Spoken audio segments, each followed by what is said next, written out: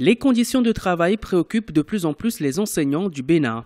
Appelés à éduquer les jeunes écoliers et élèves, ces enseignants ne bénéficient pas encore d'un statut particulier qui tient compte des réalités de leur environnement socio-professionnel.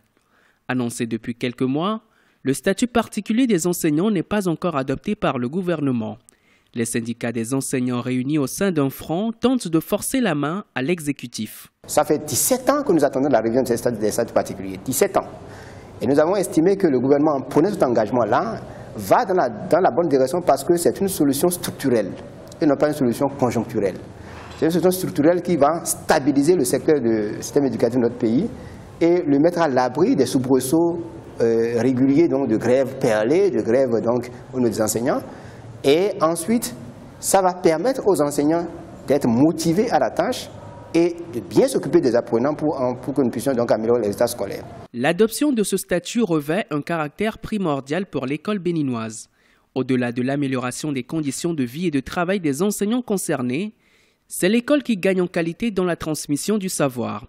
Les enseignants en sont conscients. Ce qu'on oublie également, c'est qu'au niveau des statuts particuliers, on n'a pas parlé que de ce que l'enseignant va gagner. Il y a un retour que l'enseignant doit apporter. Il doit apporter une meilleure qualité au niveau de son travail. Il y aura un meilleur suivi de l'enseignant par rapport au travail qu'il fait.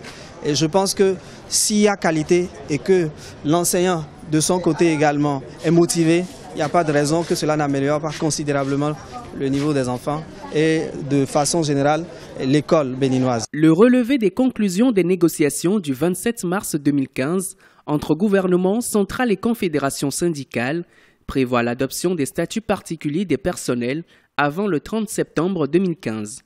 Face à l'insatisfaction, les enseignants ont observé un mouvement de grève d'avertissement de 48 heures les 22 et 23 octobre 2015, après l'ultimatum lancé au gouvernement par les membres du Front d'action des syndicats de l'éducation.